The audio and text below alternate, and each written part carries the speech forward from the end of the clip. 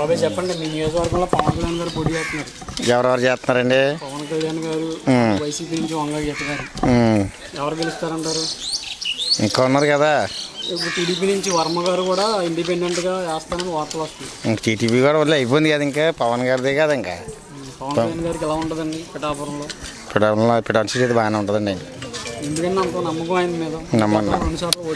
నమ్మకాన్ని కాదు, ఒక నమ్మకం ఉంది. ఇంకా ఆయనంటే ఇప్పుడు నుంచి అంటే ఈ 2 ఏళ్ళ పెట్టి కూడా ఇంచుమించులో పవన్ మనకి జనసేన రావాలా, జనసేన సీట్ ఒకటి అని మనం పిఠాపురం ఉంది పక్కగా అనుకుండేవారు.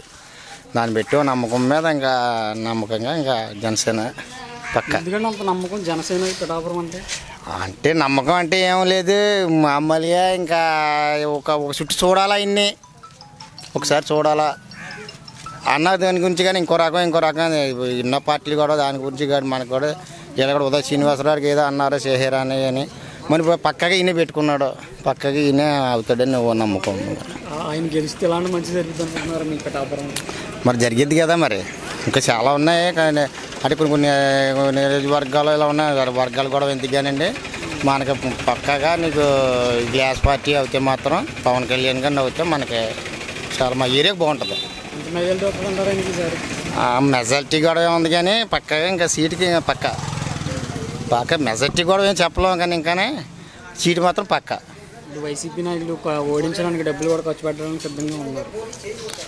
అది డబ్బు ఈ ఎలసన్ ఇది సర్పంచ్ ఎలసన్ కాదు, ఇది పంచాయతీ ఎలసన్ కాదు. ఇది ఈ డబ్బు ఇచ్చేసి ఇలా కాయలు ఇచ్చేసి చేసేయడానికి చేయకన్నది ఇది అలాగే అవ్వదు. ఇది పక్కగా అంటే వాళ్ళ గుండెల్లో ఉండిపోద్ది.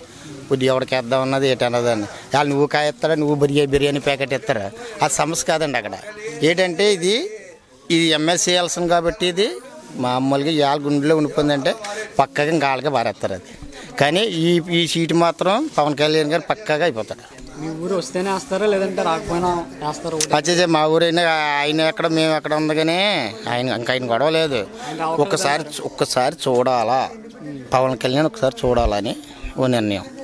అది చూడాలని వేస్తారు.